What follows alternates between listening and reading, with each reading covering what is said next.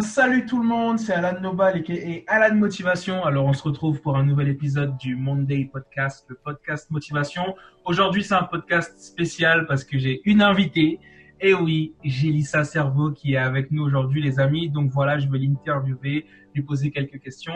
On a déjà eu l'occasion d'échanger auparavant, mais en tout cas voilà, je tenais à l'interviewer aujourd'hui. Alors comment ça va Gélissa? Ça va super, je suis en forme. Ah, génial, génial. Bon, déjà, merci à toi d'avoir accepté l'invitation pour cette interview. Vraiment, merci. Merci à toi, c'est cool. Et puis, écoute, la première chose que je vais te proposer de faire, c'est de te présenter, puisque bon, je sais que tu es coach et tout, mais je te laisse te présenter à tout le monde. Ok, ça marche. Alors, donc en fait, je suis coach intuitive, c'est-à-dire que j'accompagne des personnes à atteindre des objectifs, des personnes qui ont certaines problématiques. Donc ça, c'est la partie coaching. Et puis intuitif, pourquoi? Parce que je m'aide de mes perceptions extrasensorielles, c'est-à-dire de mes intuitions. Donc j'ai des capacités médiumniques qui me permettent de pouvoir déterminer quels sont les blocages inconscients et les blessures émotionnelles inconscientes. C'est Waouh, principalement ce franchement, que je fais.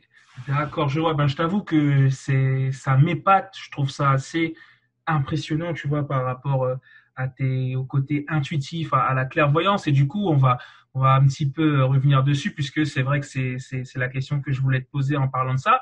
C'est Mm. qu'effectivement, je sais que tu es coach intuitif, que tu es coach clairvoyant. Ben, en fait, juste pour que tu puisses revenir dessus rapidement, mais qu'est-ce qu'un coach intuitif au final et qu'est-ce que quand tu dis clairvoyant, c'est-à-dire et c'est quoi l'intuition pour toi et en quoi penses-tu que c'est important, voilà. Donc déjà l'aspect intuitif, la clairvoyance et puis qu'est-ce que c'est l'intuition pour toi et en quoi c'est important selon toi du coup?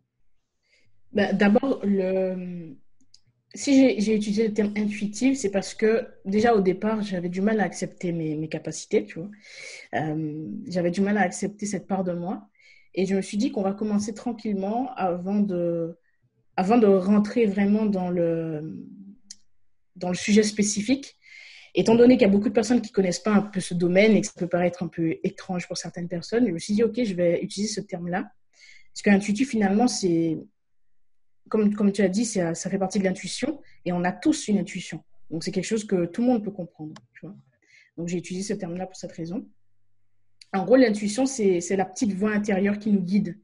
Tu vois, c'est une capacité subtile qu'on possède tous, en fait.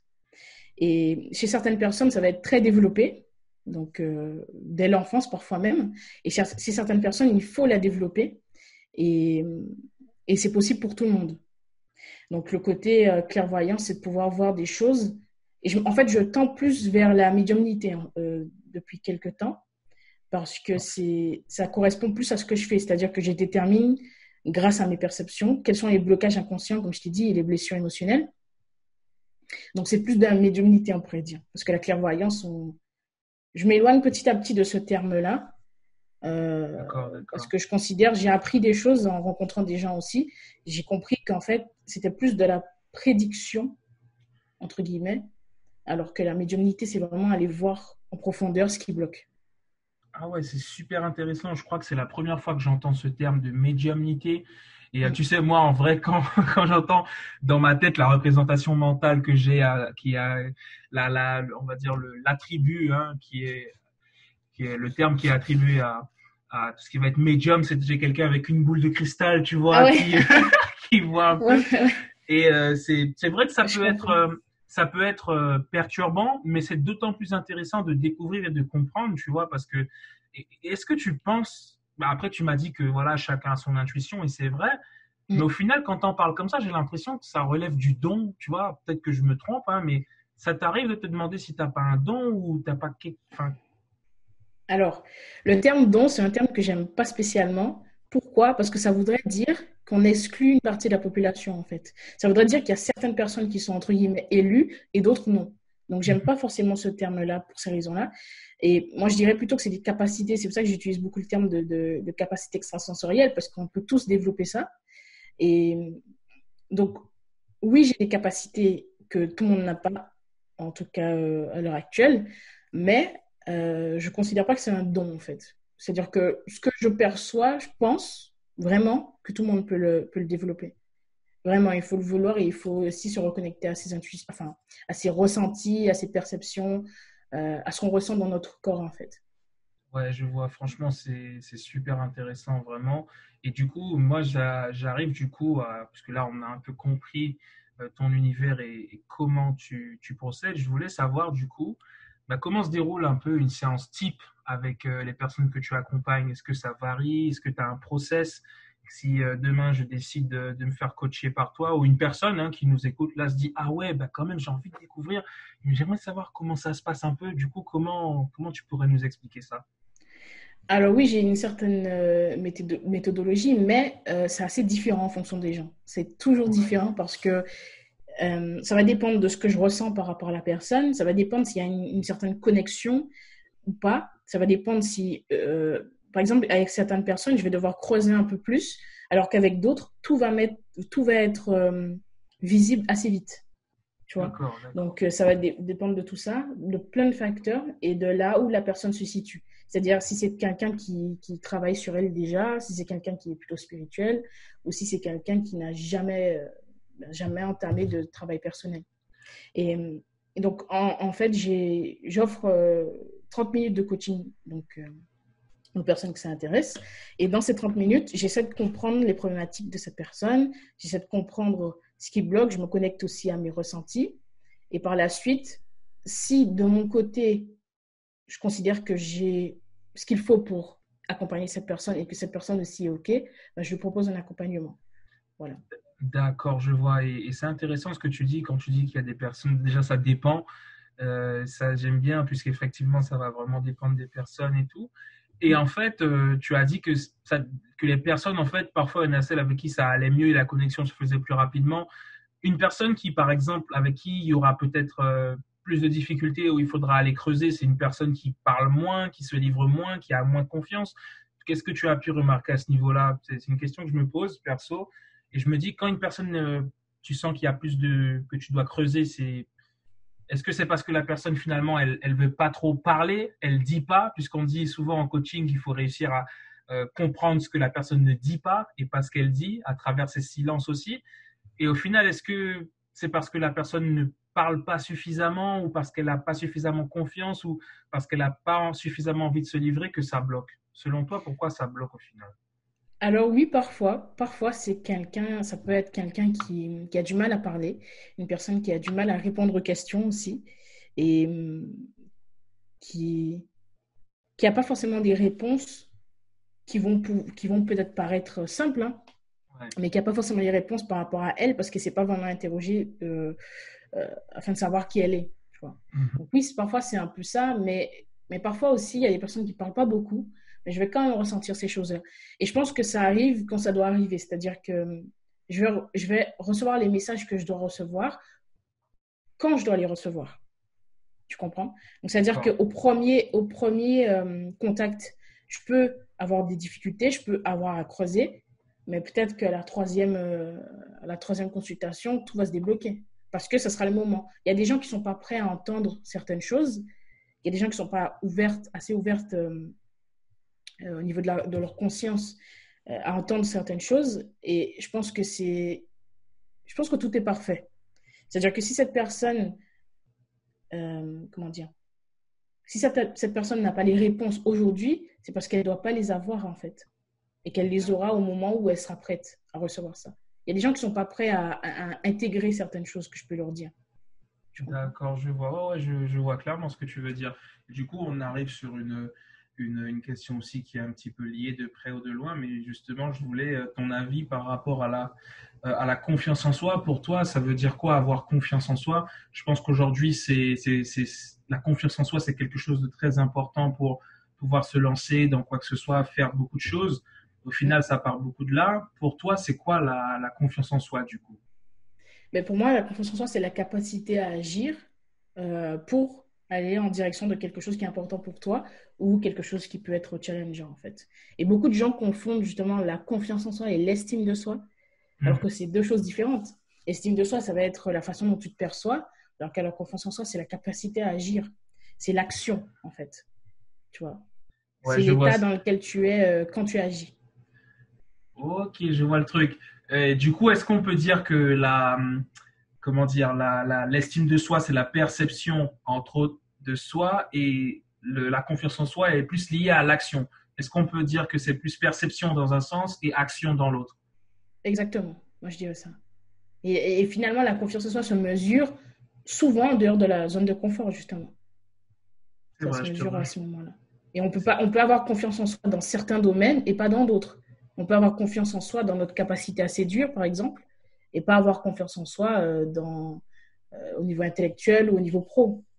Ouais, Tu je vois. vois. Je vois ce que tu veux dire. Et du coup, moi, ben justement, pendant qu'on rentre dans la question de la confiance en soi, je pense qu'on en avait parlé lorsque tu m'avais interviewé dans ton podcast, mais j'avais cru comprendre que tu avais une chaîne YouTube avant et Ah qui oui. n'était plus en accord avec ce que tu étais maintenant. Et ça m'avait marqué, du coup. Et je me suis dit qu'on allait revenir dessus lorsque j'allais t'interviewer. Et du coup, je voulais que tu nous partages un peu ton parcours à ce niveau-là, au niveau de ta chaîne YouTube, pourquoi tu as commencé, qu'est-ce que tu faisais, et puis tu as laissé tomber, et puis et ton évolution aussi par rapport à ta confiance en toi, par rapport à toi-même, ton image, tout ça. Je pense que ça, on passe tous par là en réalité. Et voilà, j'aimerais bien que tu nous racontes un petit peu l'évolution qu'il y a eu à travers cet épisode de ta vie. Ok. Alors oui, j'avais une chaîne YouTube qui portait, enfin, du coup, le même nom, Devenons Inspirant. Et, euh, Et au départ, je ne savais pas exactement ce que je voulais transmettre. C'était un peu flou. J'étais un peu ce qu'on appelle une junkie du développement personnel. C'est-à-dire que je lisais beaucoup. Ouais. Je lisais beaucoup, je regardais beaucoup de vidéos, je me formais. Mais en fait, ce que j'appliquais, enfin, en tout cas, ce que j'apprenais et ce que j'appliquais, ben, il y avait une grosse différence, en fait. Et, et donc, je voulais transmettre des choses, mais c'était, comme je dis, flou. Et j'avais peur de vraiment montrer qui j'étais. J'avais pas suffisamment, justement, confiance en moi. Et en fait, à chaque fois que j'apprenais quelque chose d'intéressant, je voulais le transmettre aux gens, mais je ne savais pas vraiment pourquoi je le faisais, tu vois. Hmm. C'était flou au niveau de ma mission, je ne connaissais pas ma mission de vie, je n'avais pas du tout développé mes capacités, mes intuitions n'étaient pas du tout développées, mais vraiment pas. C'était tout à fait flou de ce côté-là aussi. Et je pense que c'est aussi parce que je n'étais pas prête à ce moment-là, ça revient à ce que j'ai dit tout à l'heure. Euh, et donc, au fur et à mesure, je me suis dit, bon, tu vas arrêter ça et tu vas essayer de découvrir qui tu es. Tu vas essayer de travailler sur toi. Et donc, c'est ce que j'ai fait. Et puis, plus je me dirigeais vers la spiritualité, plus je comprenais qui j'étais, plus je comprenais ce que je voulais transmettre. Et j'ai découvert quelle était ma mission de vie. Et à ce moment-là, les choses se sont débloquées petit à petit. J'ai commencé à percevoir des choses que je ne percevais pas avant. J'ai commencé à m'ouvrir à de nouvelles choses. J'ai fait des rencontres aussi qui ont été super importantes. Euh, que ce soit au niveau entrepreneuriat, mais aussi dans la spiritualité. Ça m'a ouvert, en fait, à beaucoup de choses. Et c'est à ce moment-là que je me suis dit, bon, là, tu es peut-être prête à transmettre, parce que tu as une idée réelle de ce que tu veux et de ce que tu veux apporter au monde. Et donc, c'est comme ça que j'ai développé un peu plus devenant inspirant, en fait. D'accord, je vois. Ben ouais, c'est super intéressant. Et c'est vrai que là encore, tu as parlé de spiritualité. Et si je comprends bien, la spiritualité a quand même joué un rôle important dans ton évolution, si j'ai bien compris. Ouais, tout à fait, tout à fait. Ça m'a aidé comme j'ai dit, à comprendre qui j'étais. Et, et surtout, la persévérance et le fait de continuer à me battre, c'était aussi lié à ça. Parce que je pense que quand on a la foi, c'est plus facile de dépasser les obstacles qui en travers de notre route, en fait. Et puis même à comprendre le sens dans les expériences que je vivais. Et j'avais peur de me montrer, comme j'ai dit, et j'avais peur de me montrer vulnérable. Ce que je fais maintenant un peu plus.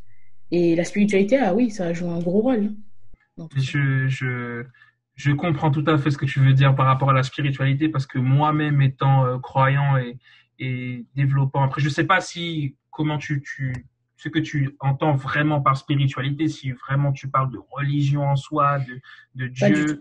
Ok, d'accord. Parce Alors, que pas de religion parce que je suis, comment dire, j'en ai parlé d'ailleurs dans un épisode de mon podcast. Euh, En fait, je suis pas forcément pour les systèmes, c'est-à-dire le système religieux, c'est pas quelque chose qui me correspond. J'étais par le d'accord. passé, j'étais catholique avant, et je me suis interrogée. Est-ce que, alors, j'invite les gens en général à s'interroger sur leurs habitudes, et Donc, je me suis interrogée, je me suis rendu compte que c'était pas en accord avec qui j'étais, tu vois, avec qui je Ouais, ouais, suis. ouais.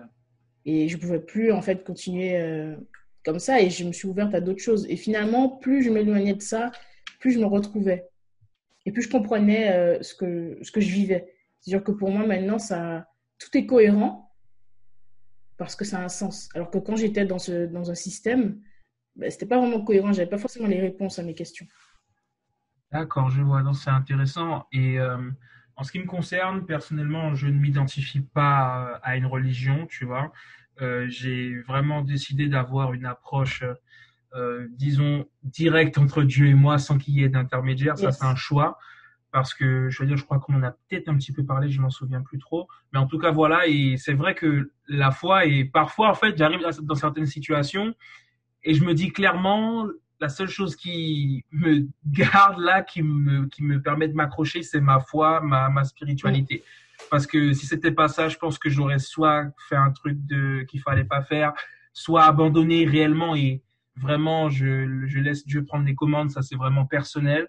Donc, quand tu dis que tu parles de sens, de spiritualité, c'est des choses qui me parlent beaucoup et je trouve que c'est vraiment un plus, effectivement parce que C'est cool. j'aime énormément donner du sens à ce que je fais, des significations des trucs. Et après, il se passe beaucoup de choses dans notre vie. Et ça, c'est cool. Donc, Mm. nickel, nickel, hein, le petit partage par rapport justement à ta chaîne YouTube. Parce Ah, que c'est ça cool. m'avait interpellé. Je me suis dit, allez, je vais te demander de nous raconter un petit peu cet épisode.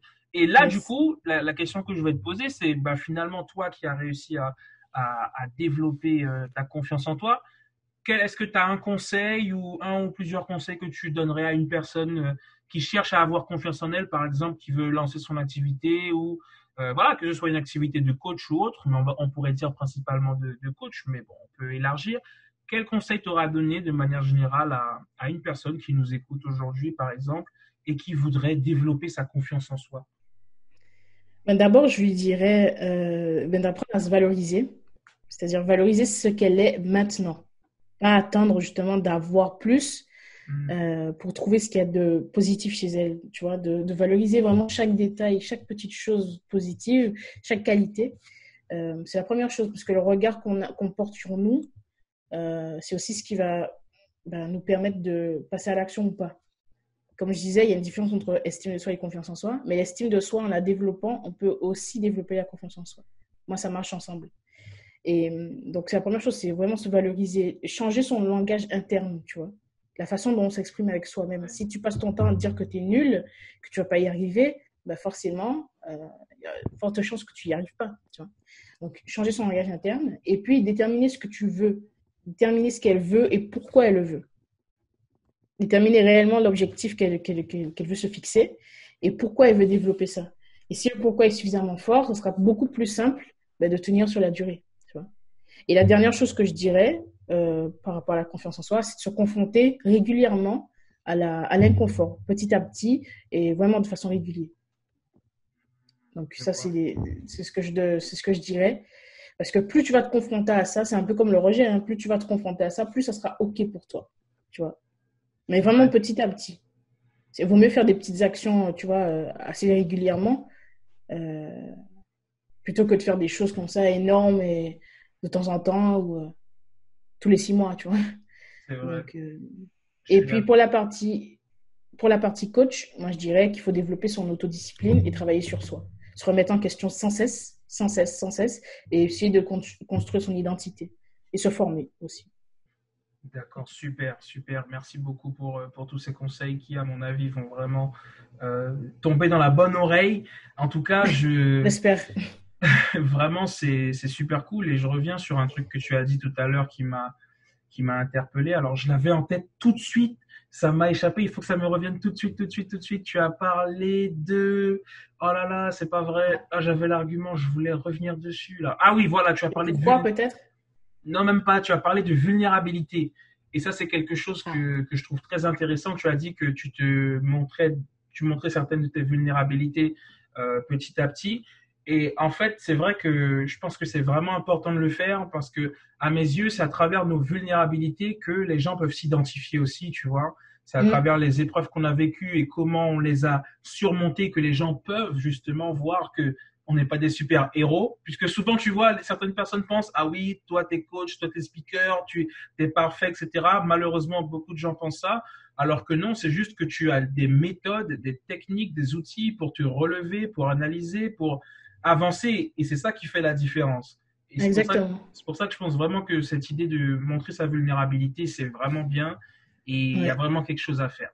Et du Et- coup, ben, alors, je crois que tu voulais dire quelque chose du coup. Ah oui, excuse-moi, je voulais juste finir sur ça, c'est dire que je pense qu'une personne peut s'identifier plus facilement à quelqu'un qui se montre vulnérable, quelqu'un qui est comme elle, en fait, plutôt que quelqu'un qui est toujours parfait, en fait. C'est ce que je dis souvent. Et ouais, c'est beaucoup plus facile de s'identifier à quelqu'un qui ose montrer sa part humaine, entre guillemets, plutôt que quelqu'un qui montre que les bons côtés, en fait. Je Parce que suis personne n'est totalement parfait. d'accord. C'est clair. Je suis totalement d'accord avec toi. Et du coup, on arrive sur une autre question parce que je t'avoue que quand j'ai vu que ton nom de famille c'était Cerveau, je me suis dit waouh. Alors là, franchement, alors non seulement ta mission de vie, c'est de d'accompagner les gens et tout, tu as des capacités. Et là, maintenant, tu t'appelles Gélissa Cerveau. Je me suis dit, mais il va vraiment falloir que je rebondisse dessus parce que pour moi, c'est Ah énorme. ouais. C'est, franchement, mais limite, ton nom, c'est un outil de marketing. Ah ouais, carrément. Ça, c'est ce que Pas je faux. pense. Mais du coup, tu vois, je me suis dit, ben, est-ce qu'il y a une chose, selon toi, qu'on devrait savoir sur notre cerveau pour qu'on puisse mieux avancer, pour qu'on comprenne des choses? Est-ce qu'il y a une chose qui te vient à l'esprit, tu te dis, ouais, il faudrait comprendre ça, ce fonctionnement-là dans le cerveau, il faudrait comprendre ce point-là, au moins pour que ça puisse aider. Est-ce qu'il y a un truc qui te vient à l'esprit ou par rapport au cerveau? Alors, il y a quelque chose dont peu de gens parlent et je trouve ça super important de le savoir. Ben, ça concerne les neurotransmetteurs. Je pense que tu sais à peu près ce que c'est. Ouais, ouais. Et donc, je pense que connaître son neurotransmetteur dominant et identifier si on a une carence dans l'un d'entre eux, c'est super important. Donc, et on sait qu'une personne qui est en bonne santé, euh, et enfin, on sait qu'une personne est en bonne santé si elle reçoit justement ces 4 neurotransmetteurs dans la bonne quantité. Et un déséquilibre peut entraîner des problèmes de santé, ce genre de choses. Et donc, on peut avoir des carences ou des excédents biochimiques. Et la plupart du temps, on va traiter le symptôme au lieu d'aller voir de ce côté-là. Et c'est ce que je trouve dommage parce que finalement, si on va voir de ce côté-là, on peut se rendre compte, par exemple, qu'on a une carence je sais pas, en dopamine. Et c'est peut-être pour ça qu'on manque de motivation, tu vois. Ouais, je Au lieu vois. de se dire tout de suite, ben, j'ai un problème ou ce genre de choses. Donc, c'est important de bien utiliser notre cerveau, entre guillemets. Ben, ça passe du coup par une alimentation adaptée à tes besoins, parfois des compléments alimentaires, le sport aussi. Et donc, il y en a 4 qui sont dominants, enfin les 4 les plus importants. Ça va être la dopamine, comme j'ai dit, l'acétylcholine, le GABA et puis la sérotonine. Mm. Donc, la dopamine, c'est un manque de dopamine, ça peut entraîner des troubles de l'attention, du stress, tu vois. Et aussi la procrastination, je trouve que c'est vachement lié à ça. L'acétylcholine, ça peut entraîner des troubles de l'apprentissage. Le GABA, ça peut entraîner des pulsions agressives, tu vois, tu peux être assez colérique quand tu as justement des carences là-dedans. Et puis la sérotonine, ça peut entraîner un état dépressif, des sautes d'humeur. Et pour développer justement tout ça, on peut faire des choses naturelles comme le sport, euh, le, la course à pied, le fait de marcher dans la nature, le fait d'écrire, toutes ces choses-là peuvent justement aider à développer ça. Mais si tu as des carences, tu peux prendre des compléments. Et la façon, disons que pour déterminer si justement tu as cette carence et quel est le neurotransmetteur dominant, ben justement, en sachant quel est le neurotransmetteur dominant, ça te permet de savoir comment fonctionneront les autres. Pour savoir ça, tu peux aller voir un médecin, tu peux aller voir un coach. Il y a certains coachs qui peuvent te le faire. Et moi, personnellement, je peux le faire. D'accord. C'est quelque chose que je fais. Donc, parce que je trouve ça super important. Donc, j'étais obligée de m'intéresser à ce sujet-là parce que c'est tellement, tellement important, mais vraiment peu de gens en parlent. Alors qu'en fait, ça a énorme impact sur nous et sur notre façon d'être, sur notre psychologie, en fait. Tu vois. Et souvent, tu vas penser que tu es dans une phase un peu dépressive, entre guillemets, mais parfois, c'est parce que tu as une carence, tu vois. Oui, je vois, Et c'est. tu vois, tu vas penser que tu manques tu procrastines, t'es pas très discipliné, mais tu vas penser que c'est parce que, je sais pas, t'es pas réussi ou je ne sais quoi, ou que tu as un problème en ce moment. Alors qu'en fait, ça peut être lié aux neurotransmetteurs. C'est super important d'aller voir de ce côté-là. Vraiment. S'il y avait une chose à dire sur le cerveau, ce serait ça, vraiment. Ah ouais, génial. Ben, franchement, moi, je suis passionné par le cerveau en tant que moi-même. Alors, je suis épileptique, donc j'essaie vraiment Ouais. de comprendre beaucoup de choses par rapport au cerveau. Et pour moi, c'est important dans le coaching, le développement personnel, de comprendre comment le cerveau fonctionne. Les Mm. neurosciences, je trouve ça vraiment extraordinaire. Et quand tu parles de neurotransmetteurs, ça l'est tout autant. Et c'est vraiment quelque chose de très intéressant et de de plus qu'important, même au-delà du fait que ce soit intéressant, c'est très important, comme tu le dis. Donc, Mm. merci à toi hein, d'avoir parlé de ça. D'ailleurs, j'irai approfondir ça parce que c'est vraiment, vraiment du lourd. Et Ouais, c'est super important. du coup, Vraiment, d'ailleurs, je voulais juste rajouter, sinon, vas-y, je voulais dis-moi. juste rajouter que c'est super important. Moi, j'invite toutes les personnes qui nous écoutent à aller se faire tester. Vraiment. Vraiment, peu importe que tu sois super bien au niveau émotionnel ou pas, vraiment, c'est important.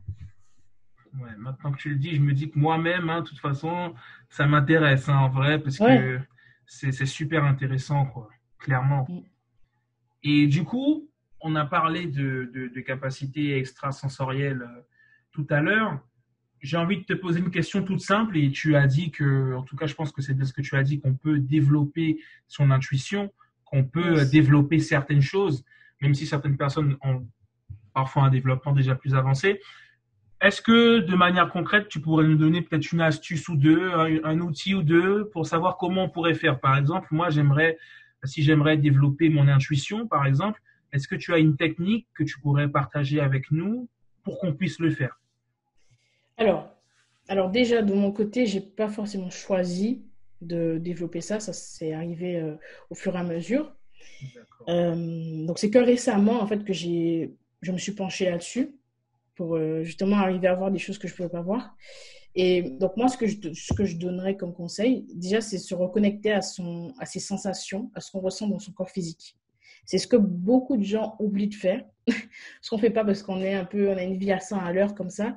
Et on n'est jamais réellement seul, on n'est jamais réellement dans le silence. Et moi, j'invite justement les personnes qui ont envie de développer ça à se retrouver seul. Et quand je dis seul sans bruit, c'est-à-dire même sans le téléphone, parce que tu as l'impression parfois que tu ne fais rien parce que tu es je sais pas, devant la télé, comme je disais, ou sur ton téléphone, tu as l'impression que tu fais rien, mais si tu fais quelque chose, parce que ton esprit est concentré ben, sur toutes ces informations-là. Donc, juste essayer de se poser un instant dans le silence et être attentif à ce qu'on ressent dans son corps. Ça, c'est la première chose. C'est quelque chose d'assez simple qui peut paraître super difficile pour certaines personnes, mais c'est quelque chose d'assez simple qu'on peut faire. Euh, donc ça, c'est la première chose. Et puis, l'autre chose que je voulais dire, c'est d'être attentif aux signes. Ça aussi, c'est quelque chose qu'on oublie de faire. Être attentif aux signes de la vie, parce qu'on en a tous. Quand tu te poses des questions parfois, tu as des réponses à travers des synchronicités ou à travers des signes. Et, et si tu te penches là-dessus et que tu essaies d'être justement, comment dire, à comprendre le sens de ces signes, ça t'aidera aussi à développer ton intuition. Euh, D'accord. et puis surtout, je dirais en dernier, d'être patient, parce que les choses arrivent quand elles doivent arriver, comme je disais tout à l'heure. Voilà. D'accord, super. J'aime beaucoup ce que tu as dit là, la synchronicité, être attentif aux signes de la vie. Et c'est vrai que je ne l'étais pas forcément. J'ai développé une grande sensibilité par rapport à mon environnement, tu vois, et ça rejoint un peu ce qu'on disait sur les story time, la façon dont j'analyse les choses, ce que j'arrive à en apprendre. Et en fait, il y a plein de petites choses qui arrivent et je vois que ce sont clairement des signes et ça me guide, tu vois, Yes. et du coup, j'avoue que pour le coup, je suis totalement d'accord avec toi parce qu'une fois qu'on est vraiment attentif aux signes, on voit les choses différemment autour de nous et on a une approche même qui peut être différente. Donc ça, vraiment, Yes. Quand on s'ouvre c'est, à ça, ouais. c'est du lourd, Ça, quoi. ça change tout, ouais. Et c'est important aussi d'être ancré, surtout. Donc, Ouais, vraiment. aller dans la nature, tu vois, même faire des câlins aux arbres. Non, c'est pas forcément nécessaire, mais ouais, aller dans la nature, se reconnecter à des choses simples, en Ah, fait. j'ai envie de te dire pourquoi pas, hein, franchement, qui sait. Pourquoi pas? Ouais, mais franchement, et il y a un truc aussi qui m'a marqué avec toi, puisque j'ai été voir aussi ton site web et tout. Et du Mhm. coup, j'ai lu une phrase dans la description, justement, dans ta description qui disait, à la suite d'un saut quantique, elle comprit que sa mission de vie était d'aider les autres à trouver leur force afin d'en faire quelque chose de lumineux et d'apporter de la valeur au monde à travers leur mission de vie. Alors moi, je me suis dit, mais qu'est-ce que c'est qu'un saut quantique? J'ai eu l'impression que tu as fait un saut dans l'univers. Vraiment, je me suis dit, mais waouh! En fait, waouh! Alors moi, tout simplement, je te demande, qu'est-ce qu'un saut quantique? Est-ce que tu peux nous expliquer ce que c'est, s'il te plaît? D'ailleurs, j'en ai parlé dans un épisode de mon podcast, c'est l'épisode 20. Parce que je sais qu'il y a beaucoup de personnes qui me posent la question, c'est vrai que ça intrigue les gens.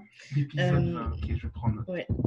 Donc, en physique, on va dire la définition officielle en physique, c'est un saut quantique, c'est un changement brusque de l'état d'un système quantique de manière pratiquement instantanée. Ok? Ça, c'est au niveau physique. Par contre, au niveau humain, c'est une sorte de prise de conscience instantanée, tu vois, qui permet de s'ouvrir à d'autres choses, s'ouvrir à d'autres possibilités et qui te permet de voir des choses que tu ne voyais pas avant. Donc, l'exemple que je donne souvent, par exemple, je sais pas, quand tu achètes une voiture, tu vois, quand tu achètes une voiture ou peu importe, tu la vois partout, la voiture, tu vois. Tu la vois vraiment partout. Je pense que ça arrive à tout le monde. Et sauf que ça sert à rien, en fait, de voir une voiture partout, de voir la même voiture que toi. Ça sert pas à grand-chose. Alors que le saut quantique, justement, ça va te permettre de t'ouvrir et à voir des choses qui sont, qui sont intéressantes et qui sont utiles pour toi et ton évolution. Tu vas t'ouvrir à d'autres choses, tu vas ouvrir ta conscience en fait. Et tu vas pouvoir, quand tu vas voir ces opportunités-là, ben, ce qui va être intéressant, c'est de les saisir, ces opportunités. Parce que si on imagine, je sais pas, si, imaginons des séries, des films, des chansons que tu écoutais quand tu étais plus jeune, quand tu étais même enfant, si quand tu les réécoutes, quand tu les regardes, ces films, tu te rends compte que tu vois des choses que tu ne voyais pas avant. Je pense que tu en as fait l'expérience. Sans aucun doute, ouais, si. Ouais. Donc, par exemple, tu peux écouter une chanson, tu te dis, ah, mais en fait, c'est ce qu'il voulait dire, j'avais pas compris. Parce que Ouais, ta ouais, c'est vrai. conscience, tu vois, c'est ta conscience n'était pas ouverte à ça, tu vois. Et donc là, c'est pareil, ta conscience s'ouvre et tu te dis, ah, mais en fait, c'est ça mon truc, c'est ça que je devais faire, tu vois. Et c'est pour ça que c'est intéressant, c'est une grosse, moi j'aime bien dire que c'est une grosse aide de l'univers, c'est une grosse aide de la vie, en fait, ou de Dieu, peu importe. D'accord, je vois, c'est très intéressant. Là, il faut vraiment que j'aille écouter l'épisode 20 de ton podcast parce que là, Yes. ça m'intrigue énormément et voilà, j'ai vraiment envie d'en apprendre plus.